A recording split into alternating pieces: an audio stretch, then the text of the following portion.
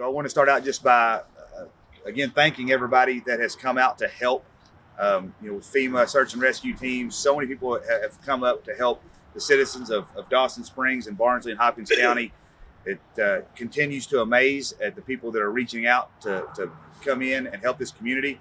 That's going to continue. We know we're going to have some individuals coming in later on this week. The funds that we have set up to help the residents recover once we get done with the cleanup is going really well. Again, that's Independence Bank in Madisonville for the Hopkins County Tornado Relief Fund. That continues to grow, and we're going to need that to help our citizens recover.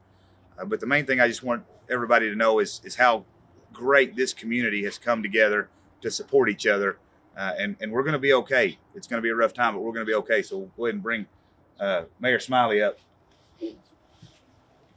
Talk longer. Good evening, everybody. I do give you a little update on the fire. It looks like the fire's going to be up pretty quick. I don't have a day. Gas is a whole lot better than what it was. We're at the point now that we need some volunteers to come in and go through the stuff with the homeowners and bring it out to the street and get the piles so we can come through and pick that stuff up and get it out of here. Everybody's been great. I mean, it's just, I would have never believed we'd have this much help. I would have never believed. It's just, I get calls from all states all the time, and it's just great. It's, as far as I know, you always hear about the press being in the way and stuff, but they've been staying off to the side and just doing things. I think they've done a real good job on covering it. I get calls on that all the time too, about how good a job you're doing. So it's just, if those volunteers are wanting, we told them to wait. So this is a time that we think we've found what we're going to find as far as individuals, and it's time to start separating the stuff out and helping the homeowners and the landowners to get this stuff out to the curb in those 4 separate piles. We've got, I think, Mayor Cotton told me he's got 2 or 3 organizations, 2 or 3 handling the volunteers that are coming in for that purpose. But it's overwhelming. I mean, it's just the support that we've had, and it's unbelievable. Thank you.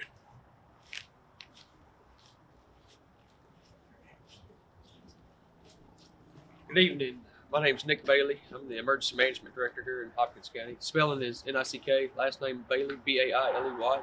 And I wanted to kind of give an update where we stand on missing and our search and rescue efforts. So we currently stand at 54 as of this press briefing. That has whittled down quite substantially from last night. And let me explain to you how that's going on. So basically, it's where a lot of people have left town. We're going out on social media. We've got a group that we're working with that's going out and finding where a lot of people, hey, we're posting, we're okay.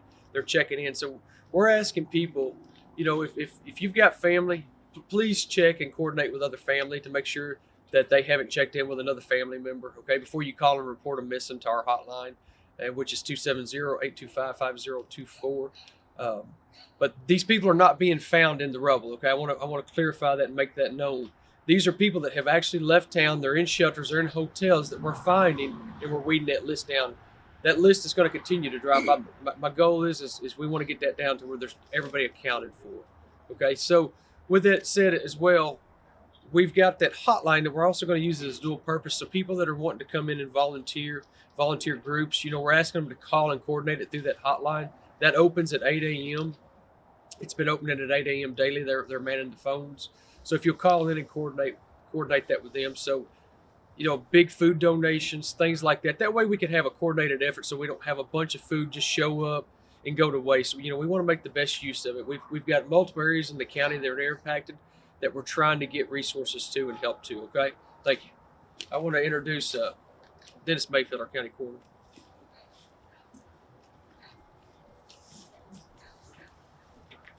My name is Dennis Mayfield. It's DENNISMAYFIELD.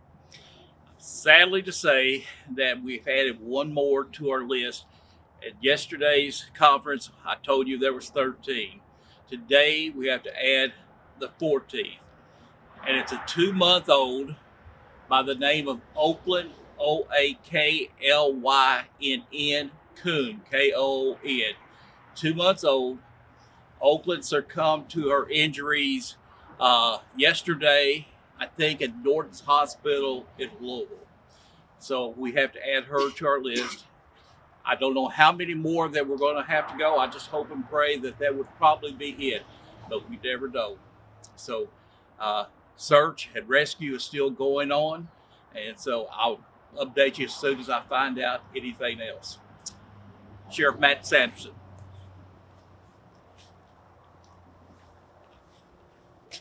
Hi, Matt Sanderson, Hopkins County Sheriff.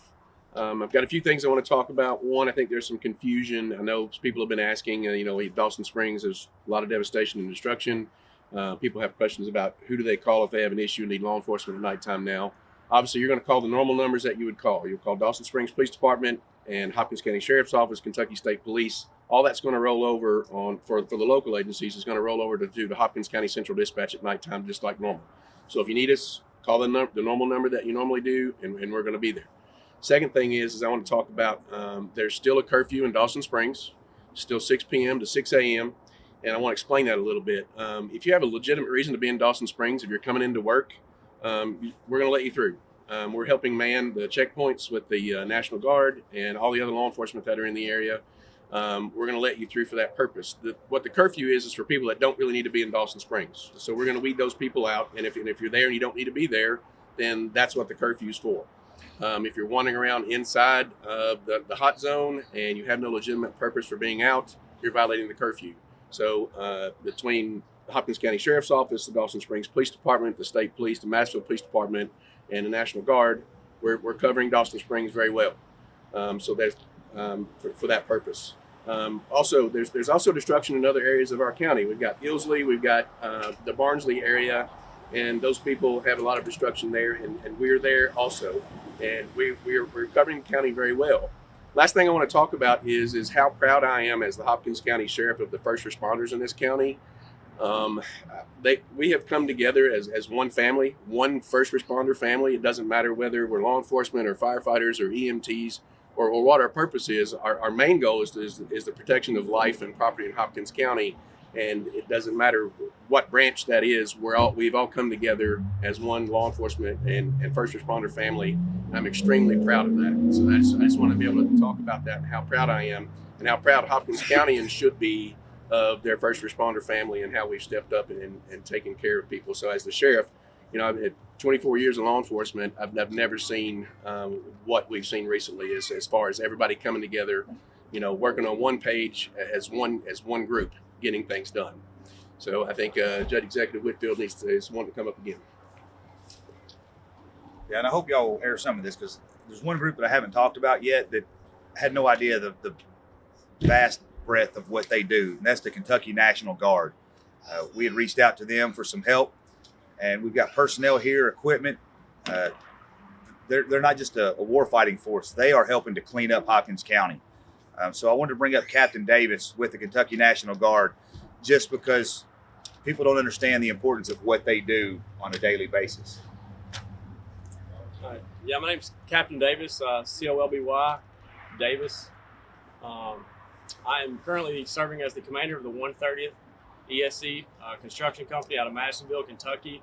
But for the purposes of this tornado response, I am the liaison officer for the entire Kentucky National Guard, serving the citizens of Hopkins County. Despite the scenario, we are happy to be here and assisting our fellow Kentuckians. That's one of our slogans is fight as Kentuckians. We live here. This is our community just like it is yours, and we're happy to be here. All right, we have any questions?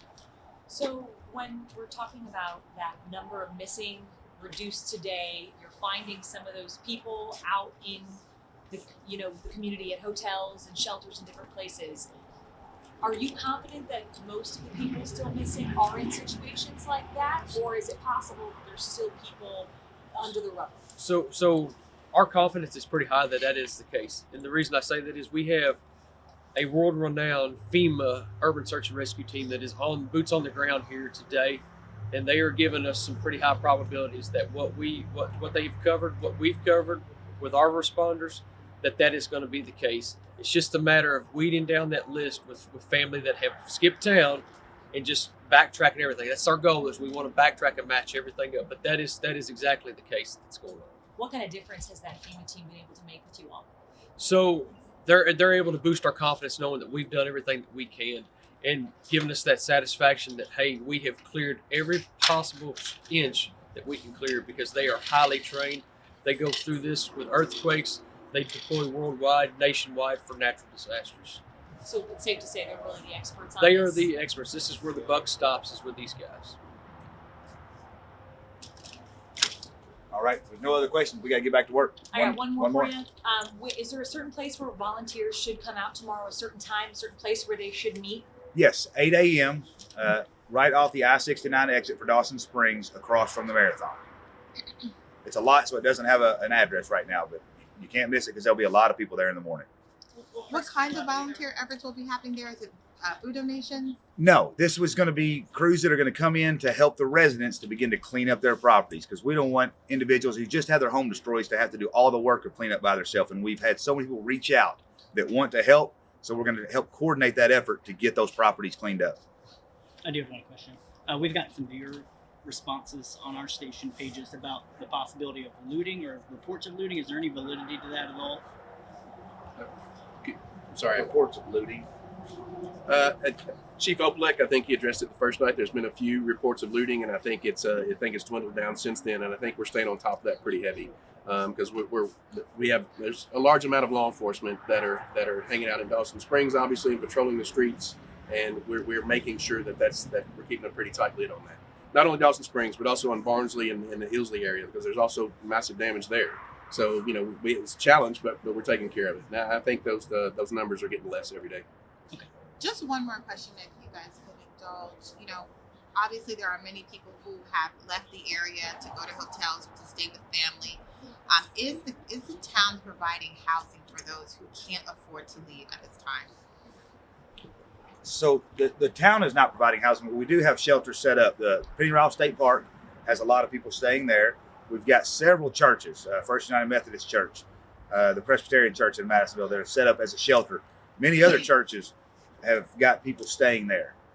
The majority of the residents who were displaced are probably with friends and family, but we do have locations that people can go. We've had individuals say that they'll rent hotel rooms for people to go to. So we, as a community, they've come together to take care of those who've been displaced. But as of now, there are no plans for any sort of long-term housing for people who are now homeless. That's something we'll work on the next couple of days, especially with FEMA, to try to set some of that up. Thank you. Thank you.